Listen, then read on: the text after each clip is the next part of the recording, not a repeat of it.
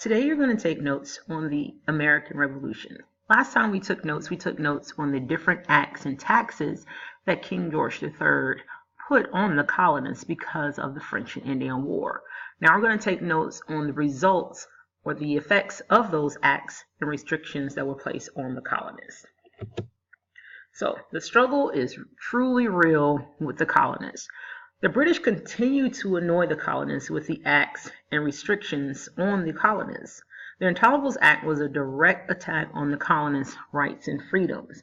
One of them was because of, remember, the Boston Tea Party when they dumped all the tea into the harbor. So King George III closed the Boston harbor until the colonists could pay for the tea. They also decided that the royal government would decide when the legislature could meet. They couldn't just meet on their own, the people in Massachusetts. They had to wait for King George III for them to say, hey, you are able to meet as a colony. Another thing was any crimes committed by a royal official would be tried in England, not the colonies. So again, King George III, he continued to put these restrictions on the colonists. And the Intolerables Act, remember, was a punishment for the Boston Tea Party. Now, after the Intolerable Act was issued, other colonists started to support Massachusetts in their fight against Britain. Britain was hoping that the Intolerables Act will cause the other colonies to not support Massachusetts and okay, you guys are being bad, we're not going to support you. But in turn, they wanted to support Massachusetts because of all of these things that Britain was doing. So one day in September 1774, there was the first Continental Congress. This is where delegates from all colonies except Georgia met to discuss their issues with Britain. They also said that any decisions made at this time, even though Georgia was not there, they were going to do those changes or make those changes. So while they were at the first Continental Congress, they voted to ban all trade with Britain until the Intolerable Acts were repealed. So they said, hey, we're not doing any more trading with Britain until they take away these Intolerables Acts. They also agreed to start training the army. Just in case they had to go to war, they wanted to have men ready. And these men were called Minutemen, so they'll be ready at any minute just in case we had to start a war. Colonists did not want independence. They just wanted to have certain colonial rights. So if England would have just said, hey, here are your rights, we'll leave you alone, we'll talk things out, we'll give you representation in Parliament, then we won't fight. But they were not trying to hear that, and things continued. The tension continued between England and the colonists. All right, so this tension was starting to brew between these two groups. So April 19, 1775, we have the Battle of Lexington. This was known as the first battle of the American Revolution. It wasn't really a big drawn out battle. It was kind of a small little fight. And during this time, the British Army set out from Boston to capture rebel leaders Samuel Adams and John Hancock. Samuel Adams was the leader of the Sons of Liberty, which was a group of men who wanted their independence from England. So they wanted to destroy all of the American weapons and ammunition that they had in Concord. The colonists was warned by Paul Revere. If you know the story, the British are coming.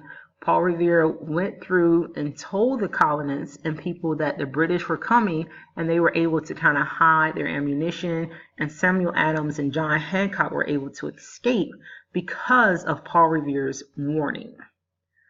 Neither side expected to actually fight, but in the midst of all this confusion and tension, a gunshot went off, forcing the British to attack. No one to this day know who shot the gun, but this was known as the shot heard around the world, and the gunshot was the first shot of the American Revolution, and this is what is known to have started the war with England and the colonists. Now, after the colonists fled from Lexington, the British marched to the city of Concord. So after the colonists left, they British went to the city of Concord. When they first got there, they were basically looking for any resistance, any militia, any weapons that were hidden or things like that. The Americans, the colonists knew that they were coming. They saw them, so they kind of hid and watched them from this bridge, the North Bridge. So they saw them, they saw that they were snooping around, and they decided to watch them from this bridge. And so as they were watching, more men, more militia started coming over, and their army was getting stronger and stronger because men said, okay, they're watching the British, and word got around that the colonists was doing this, and more men came to support the colonists. So the Americans eventually, once they had a big group of people, decided to cross the North Bridge back into Concord. Once they got there, they defeated the British troops at the North Bridge, giving the Americans renewed confidence. So this gave them, the colonists, they said, okay, we can do this. We can fight. If we needed to, we're strong. If we work together, we've gotten this far. We can beat England if we needed to.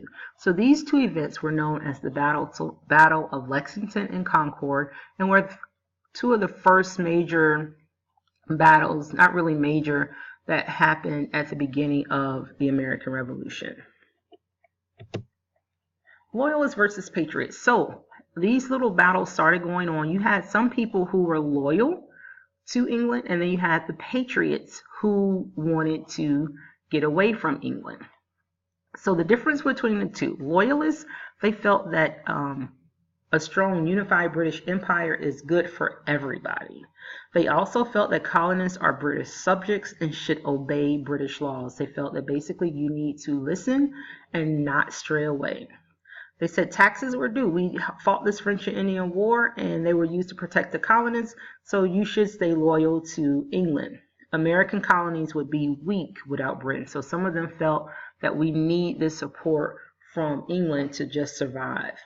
And colonies also profit from the trade with England. So they said, okay, we're getting money, we are prosperous with them, so why would we want to fight against them?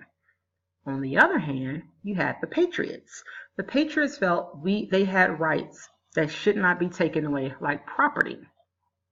They also felt taxation takes away property from citizens. Colonists don't have a voice in Parliament, so England shouldn't tax colonies. So there's that no taxation without representation again. And there's no way colonies could ever be represented in Parliament because it's too far away. So they felt that they're trying to be represented, but England is too far. It's like by the time the messages get back and forth, it would just take too long. So they felt that they were too far away. And many colonists fought in the French and Indian War, so they're like, I can do this. We don't need to be under England rule anymore. So after all of these battles and tensions started brewing, we had the Second Continental Congress. And the Second Continental Congress met on May 10, 1775. And this basically acted as America's government during the American Revolution. So this is where all of the delegates from different colonies got together to help formulate a plan for this war. So they created the Continental Army, and that was led by George Washington, who was the commanding officer of that army. Also during this time, later on in July, the colonists wrote an olive branch petition. It was basically a letter to King George III, and it basically was their last attempt by the colonists to, like, we don't really want war, but, you know, give us our independence. But King George III rejected this petition. So they tried again to talk to King George III and say, hey, let's take this away, let's make peace, give us our independence, we'll go about our way. King George III said no.